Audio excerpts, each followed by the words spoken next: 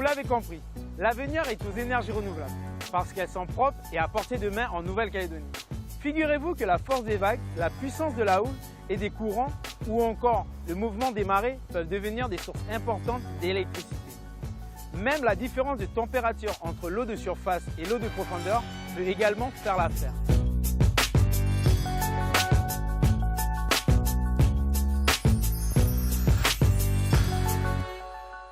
Se servir du vent comme énergie, ce n'est pas une idée nouvelle. Mais il faut tout de même savoir qu'à l'époque, les moulins à vent servaient par exemple à moudre des céréales ou à écraser des olives pour faire de l'huile. Aujourd'hui, elles produisent surtout de l'électricité. Alors, pour savoir si elles vont se développer sur notre territoire et comment elles fonctionnent, en route pour une petite visite d'une ferme éolienne.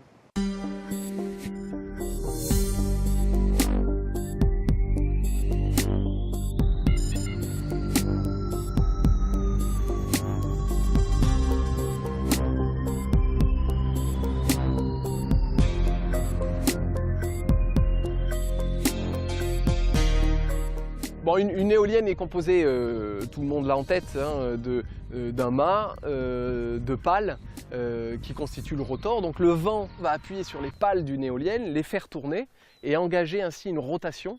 Cette rotation va aller exciter une génératrice et cette génératrice va produire des électrons, de l'électricité qui ensuite qui va transiter via un réseau. Toutes les éoliennes sont interconnectées et cette interconnexion, toute la production ensuite va être centralisée sur un poste de livraison qui va permettre à toute l'électricité produite d'être délivrée au réseau public et ensuite d'être distribuée auprès des consommateurs qui sont autour de cet outil de production.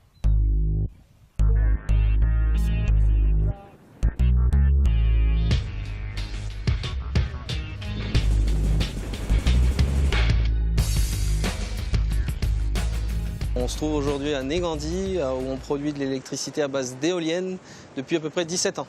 Comme on peut le voir, il y a d'abord un mât donc qui permet d'aller chercher le vent. Le plus haut c'est mieux parce que le vent est plus régulier et plus fort. Ensuite on a une nacelle donc, dans laquelle se trouvent tous les organes mécaniques et électriques. En avant de cette nacelle on a des pales qui permettent en fait de transformer la force du vent en force mécanique qui permet de faire tourner la génératrice et donc de créer de l'électricité.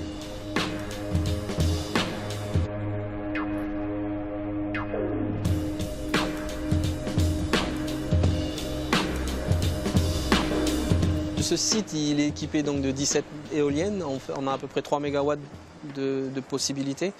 Et sur une année, ici c'est à peu près 5 GWh et ça correspond à la consommation d'à peu près 1000 foyers. Donc pour faire assez simple, à peu près 2 mois dans l'année, les éoliennes ici produisent toute la consommation nécessaire pour toute la ville du Mont d'Or. Et le surplus en énergie, parce qu'il y a du surplus, à ce moment-là il est injecté sur Nouméa. En Nouvelle-Calédonie, on peut comptabiliser de façon assez simpliste 2 grandes zones de production éolienne. Donc il y a une zone proche de Koné, à Unjo, la ferme de Café Athée. Et ensuite, on a toutes les éoliennes du Sud. Sur les éoliennes du Sud, on a à peu près 25 MW d'installés. Et on peut répartir en 4 grands sites. Vous avez Négandi, sur le site lequel on se trouve aujourd'hui. On a un site qui s'appelle Touongo, qui n'est pas très loin d'ici. Et après, on a un autre site sur la ligne de crête de Prony, tout simplement. Et un dernier site qui est tout près de la baie de Prony. Voilà, on peut résumer à 4 à 5 sites localement. L'énergie éolienne est vraiment adaptée à la Nouvelle-Calédonie puisqu'on a des vents assez réguliers, constants tout au long de l'année qui sont les alizés, avec une force de l'ordre de 6 à 7 mètres secondes moyen dans l'année, donc c'est excellent. Donc on a véritablement un pays qui est adapté à l'énergie éolienne. Le seul et unique risque localement, ce sont les cyclones.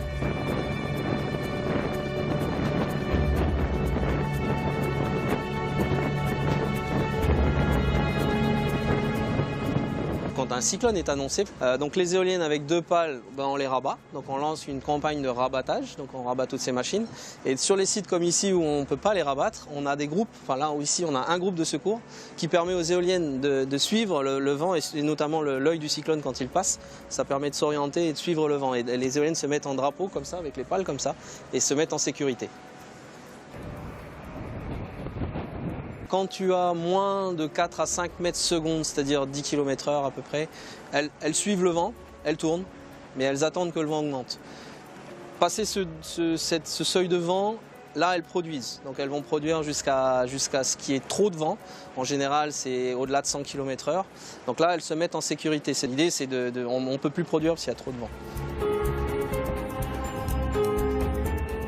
Les éoliennes qui sont ici ont 2 moteurs avec une girouette et un anémomètre qui mesurent en temps réel la direction et la force du vent. Donc si le vent évolue, change de direction, hop, les moteurs tournent et la machine s'oriente pour avoir un rendement optimal. Alors un anémomètre sert à mesurer la force et la vitesse du vent, ce qui permet au système de régulation interne à la machine de calculer au mieux la puissance disponible grâce à la force du vent. C'est-à-dire qu'en fait la force du vent est transformée en couple mécanique. Et c'est cette force qui va déterminer la capacité de la génératrice à produire plus d'électricité. La girouette sert tout simplement à la machine à s'orienter correctement et à chercher la meilleure direction du vent pour pouvoir justement optimiser cette force.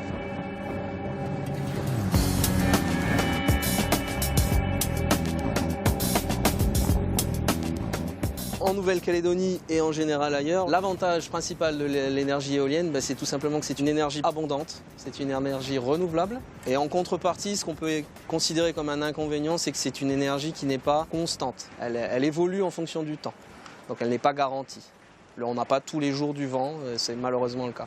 Donc on a fait une campagne de mesure pour identifier, vérifier que ces sites sont vraiment ont un potentiel important en termes de vent.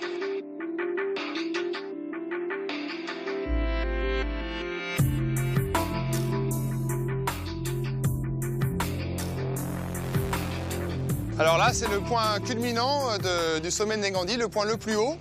Et c'est pour ça que nos équipes, Yves et Marvin, ont installé un mât de mesure afin de récolter les données de vent, c'est-à-dire direction et puissance, afin de comparer les données terrain avec les prévisions éoliennes de Météo France ou autres. Et à la fin, en fait, de pouvoir faire un modèle qui nous permet de prévoir sur les prochains jours quelle sera la production éolienne, afin de prévoir nos maintenances quand il n'y a pas de vent ou d'optimiser la production quand le vent est fort. Les mesures de vent en fait, nous permettent du coup d'avoir des données lors des cyclones par exemple. Et lors du passage de Freda l'an dernier, on a pu mesurer des vents jusqu'à 120 km/h, ce qui nous permet après d'étudier éventuellement s'il y a eu des pannes, pourquoi et quelle était la direction du vent à ce moment-là. Donc ça nous permet d'avoir en fait la vie qui se passe sur le terrain, sur les éoliennes en temps réel.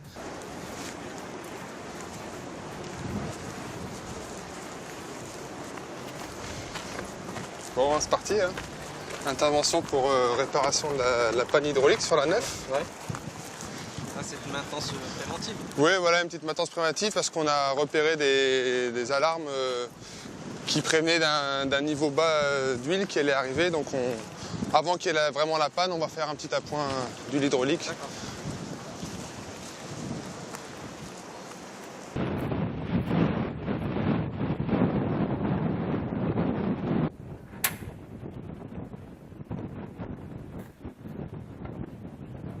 Marvin, tu peux stopper la machine, s'il te plaît?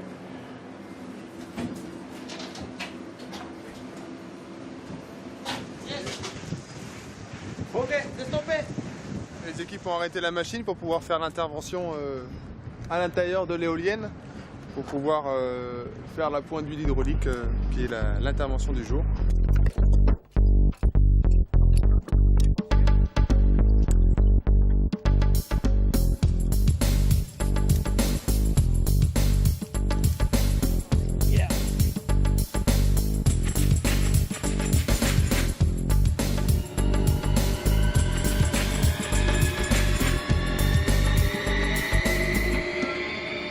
Travailler au cœur de l'éolienne, c'est un travail physique. Alors on se trouve au cœur de la nacelle, à 35 mètres d'altitude, dans l'éolienne.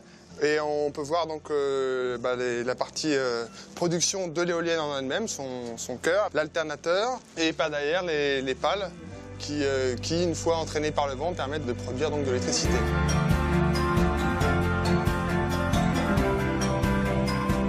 La maintenance, c'est une action qui se fait tous les 6 mois pour chaque éolienne, donc 2 fois par an, x 17, donc c'est 35 interventions au cours de l'année. On fait un entretien au quotidien, ce qui permet d'avoir des machines qui sont performantes tout au long de l'année.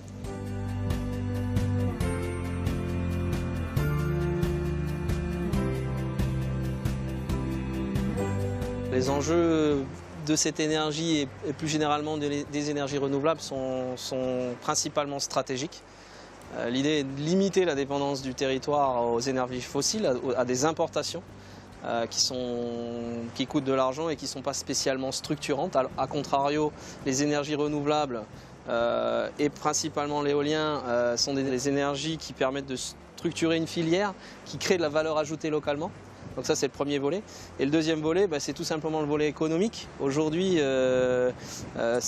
l'énergie éolienne est compétitive, d'ores et déjà sur la Grande Terre, et plus que compétitive sur les îles Loyauté, où ça coûte, on le sait déjà, moins cher de produire de l'énergie renouvelable, soit à base d'énergie solaire ou à base d'énergie éolienne, que de la production thermique classique. Donc voilà, les deux volets, c'est stratégique et économique.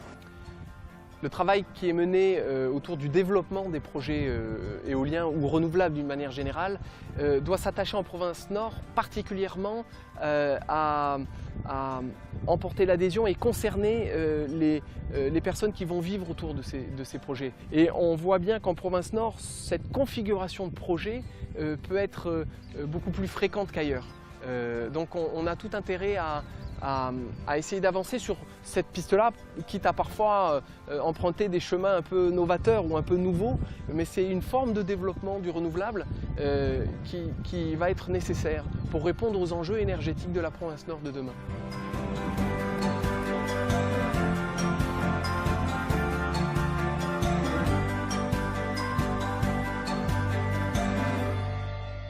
Vous connaissez tous l'existence des panneaux photovoltaïques que l'on retrouve sur le toit de certaines maisons. Alors, avec le capital soleil dont on dispose toute l'année, cette énergie va-t-elle se développer sur notre territoire?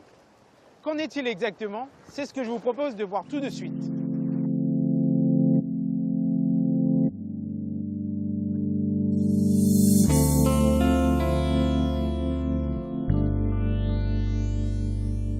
Ici, on est donc au sein de la centrale photovoltaïque d'Helios B, qui est installée dans la région de Tontouta en fait. C'est une centrale qui représente une puissance instantanée de 2,1 MW.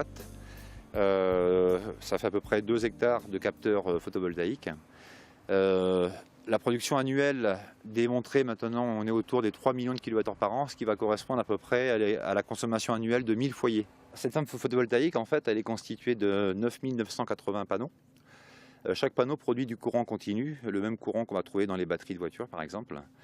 Tous ces panneaux sont assemblés électriquement en branches série pour monter la tension. L'idée c'est de ne pas avoir trop de pertes parce qu'on voit qu'on est quand même sur une surface de 2 hectares, donc avec des très longs câbles. Et tous ces panneaux-là ensuite sont assemblés électriquement en parallèle pour arriver à une puissance globale qui correspond à 2,1 MW. Mais là on est encore en courant continu. Après, l'essence de cette centrale est d'injecter de l'électricité sur le réseau électrique de Nouvelle-Calédonie. Donc là, on va avoir des onduleurs qui vont convertir ce courant continu en courant alternatif, compatible avec le courant du réseau de distribution, le même courant que tout le monde a chez soi pour alimenter ses lampes, sa télévision, son climatiseur, etc. Les panneaux photovoltaïques sont constitués de cellules. Vous pouvez voir derrière moi les petits carrés bleus qu'on voit sur les panneaux. Et ces cellules, en fait, elles sont préchargées électriquement. On va avoir donc le pôle négatif sur la partie visible et le pôle positif sur la partie cachée qui est donc au dos du panneau.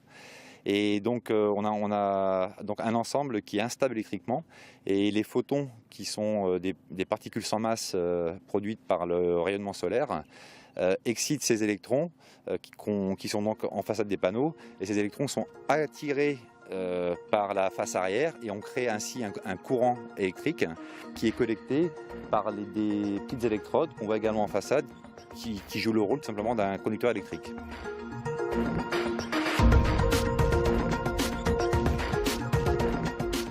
Le panneau solaire il est principalement composé de cellules dont la matière première est elle-même principalement composée de silicium qui a été utilisé principalement pour ses capacités de semi-conducteur.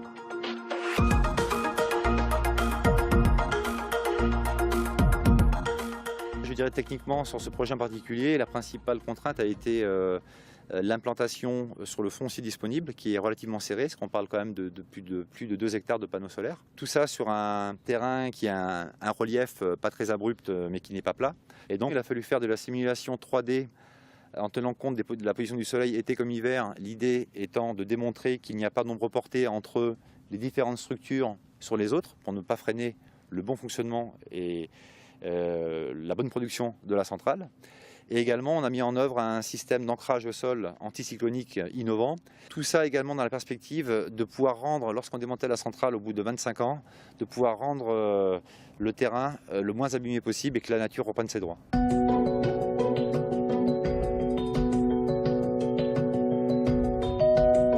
Alors l'énergie photovoltaïque est particulièrement adaptée à la Nouvelle-Calédonie parce qu'on a d'une part l'ensoleillement qui est intéressant, on est à peu près à 2000 heures d'ensoleillement par an.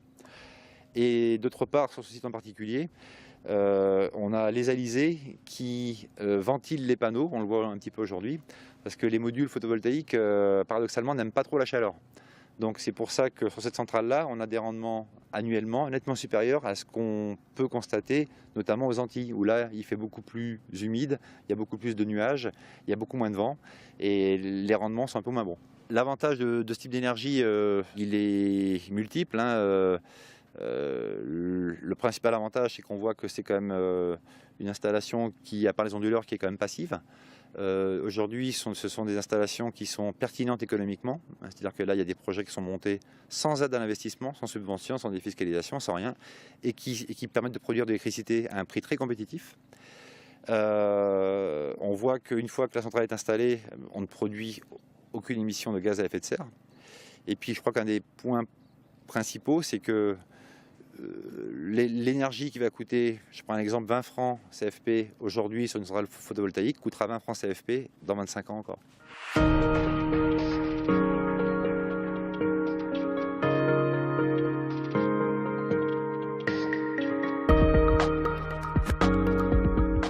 Il n'existe pas d'autres fermes de cette taille en Nouvelle-Calédonie. On a quand même des centrales de taille significative à Maré, une puissance de 200 kW, et une centrale de 100 kW à Lifou également. Et il y a un projet, en tout cas, qui va démarrer assez rapidement sur la province Nord, à Pointe-Boute, pour une centrale d'une puissance équivalente à celle d'Elios Bay, autour des 2 MW également.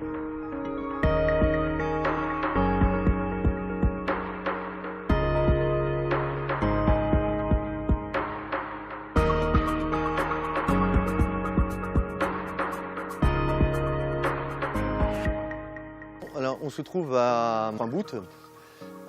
On a actuellement une superficie d'environ 5 hectares ici, qui va permettre de mettre une centrale photovoltaïque qui sera connectée au réseau d'Enercal. Donc, alors, cette centrale photovoltaïque va représenter environ 13 000 m² de panneaux photovoltaïques. On est autour de 8 000 panneaux photovoltaïques de 255 watts. L'intérêt également privilégié de Pointe-Boute, c'est qu'on est dans la zone du nord qui bénéficie d'un taux d'ensoleillement très favorable pour le photovoltaïque. Donc cette centrale photovoltaïque va produire donc à une puissance nominale de 2 MW, donc 2 MW crête, qui va représenter environ une production annuelle de 3000 MWh par an. Alors la province Nord est déjà bien impliquée dans le développement durable, ce qu'on appelle véritablement le développement durable, c'est-à-dire pallier les besoins énergétiques des habitants et des industriels en utilisant l'énergie la plus propre possible. Il est certain qu'aujourd'hui, la Nouvelle-Calédonie au sens large a besoin d'avoir des ressources énergétiques qui lui permettent de pouvoir pallier à son indépendance énergétique. Aujourd'hui, il y a des usines de fioul lourd, il y a du charbon demain, et le photovoltaïque va pouvoir permettre, ce sera une alternative, de fournir de l'énergie durant la journée à l'ensemble des habitants de la Nouvelle-Calédonie, et notamment ici, dans le cas de figure en province Nord, à Pointe-Boute, de l'énergie pour l'ensemble de la population de la zone VKP. Alors, le site sera entretenu toujours eu égard l'arrêté de l'ICPE. On n'a pas le droit d'utiliser d'engins mécaniques. Alors on a privilégié d'utiliser des moutons, pour lesquels il y aura une bergerie sur le site. Et ces moutons-là, en collaboration avec un exploitant agricole sur la même propriété, va s'occuper de ces moutons. Et ces moutons, naturellement, viendront brouter l'herbe environnante autour des panneaux photovoltaïques. Donc l'intérêt de cette centrale par rapport à d'autres centrales photovoltaïques en Nouvelle-Calédonie qui sont actuellement en projet et qui sont déjà installées, c'est que celle-ci va répliquer le cœur de veau. Pourquoi le cœur de veau? Pour la simple et bonne raison qu'on est dans un site en province nord et le site de cœur de veau aujourd'hui est mondialement connu. On s'aperçoit qu'à travers les médias, à l'international, c'est une référence à plusieurs titres. On l'utilise aussi pour l'écologie, pour l'environnement, pour la protection de l'environnement, les mangroves, l'intérêt de préserver le biotope, etc. Donc le propriétaire de cette centrale a eu l'idée de mettre en place une centrale photovoltaïque en forme de cœur pour répliquer et donner un sens nouveau et énergétique de cette centrale photovoltaïque en province nord. Alors, on a tendance et on a coutume de dire que cette centrale, elle permet de faire battre le cœur et l'énergie de la province nord, et c'est le cas. Et c'est pour ça que nous sommes très très heureux de construire cette centrale photovoltaïque.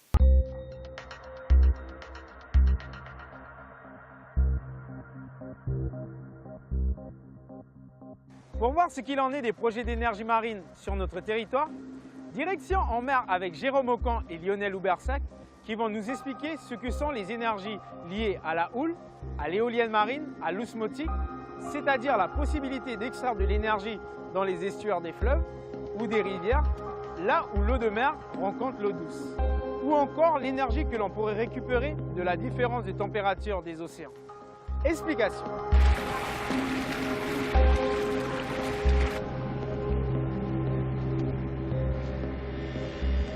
Alors les hydroliennes, ce sont l'équivalent d'une éolienne. C'est des grandes hélices qui tournent avec la force du vent et qui font l'électricité. Les hydroliennes, c'est l'équivalent mais sous l'eau. C'est-à-dire que là, c'est les courants marins qui font tourner des grandes hélices qui produisent de l'électricité. Donc généralement, ces hydroliennes, elles utilisent les courants qui sont dus aux marées. Donc quand la mer monte et descend, elle est associée à des courants. Par exemple, on imagine bien que pour que l'eau monte et descend dans une baie, c'est-à-dire que l'eau rentre et sort de cette baie. Donc on peut éventuellement utiliser ces courants de marée pour faire tourner des grandes hélices qui sont sous l'eau, et ces grandes hélices vont faire l'électricité. La houle, donc, c'est une autre source potentielle d'énergie pour fabriquer de l'énergie à partir de l'océan. Les systèmes qu'on utilise, c'est des systèmes qui vont récupérer l'énergie de la houle. Donc il y a plusieurs types, la plupart ce sont des bouées qui flottent, qui montent et qui descendent et qui font tourner une génératrice qui va produire de l'électricité. Ou alors ce sont des systèmes qui sont oscillants, qui sont posés au fond de la mer. Et quand il y a une vague qui passe, en fait, il y a un mouvement de va-et-vient de l'eau qui peut faire osciller une pale qui, elle, peut générer de l'électricité. Alors il y a aussi une autre forme d'énergie renouvelable issue de l'océan qu'on peut utiliser, ça s'appelle l'énergie thermique des océans. Donc, le principe de l'énergie thermique de l'océan, c'est d'utiliser la différence de température entre l'eau de surface et l'eau de profondeur. Donc le principe en lui-même est connu depuis très longtemps.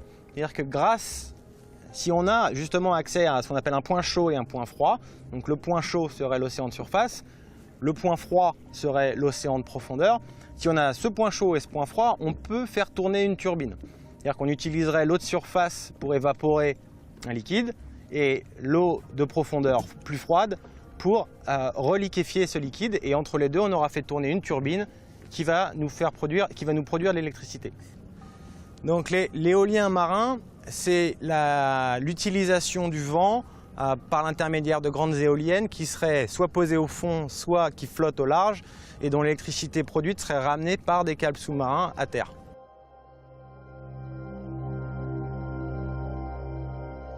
En ce qui concerne le courant, les technologies existent. Par contre, ici, le potentiel a priori est réduit, mais on manque de mesures précises et donc ce potentiel nécessiterait d'être un peu plus évalué. En ce qui concerne la houle, il existe un vrai potentiel avec des caractéristiques intéressantes. Les technologies ne sont pas complètement matures, mais il y a une dynamique énorme au niveau mondial, et donc ceci peut bénéficier à la Calédonie à l'avenir. En ce qui concerne l'éolien marin, c'est la même chose. Les gisements doivent exister. Le développement de l'éolien à terre peut entraîner le développement de l'éolien en mer. Ça sera compliqué parce que ça serait des éoliennes au large, mais rien n'est fermé. Et puis enfin, en ce qui concerne l'énergie thermique des mers, eh bien, il y a des sites intéressants pour que des petit pilote, mais de technologies avancées, puisse voir le jour en Nouvelle-Calédonie. Pour ces énergies liées au courant, vis-à-vis des questions environnementales, donc faune, flore, milieu, il faut bien savoir qu'on installe en mer, sur des substrats, des turbines, un certain nombre de choses, donc il y a des études d'impact à faire. Ensuite, il faut poser ces systèmes sur le fond, mais il faut les relier à terre, puisque la production via des câbles va fournir justement à terre, dans une autre centrale, l'énergie nécessaire. Et là, il y a des problèmes de pose de câbles, etc., mais qu'on va retrouver sur les autres questions que les énergies marines renouvelables posent. De mon point de vue, je vois assez mal des champs d'éoliennes se construire dans un lagon dont une grande partie est inscrite au patrimoine mondial. Si succinctement un état des technologies actuelles et un bilan succinct des potentialités que la Nouvelle-Calédonie a en matière d'énergie renouvelable marine. Il y a des difficultés, il y a de beaux enjeux, il y a une dynamique mondiale importante. On peut considérer que c'est un dossier qui mérite d'être instruit et bien ouvert dans ce pays. Voilà, c'est terminé pour aujourd'hui. Nous espérons que cette émission vous aura permis d'apprendre et de bien comprendre les enjeux énergétiques qui se présentent à nous. Merci de votre fidélité. À bientôt pour un nouveau numéro des coulisses de la science.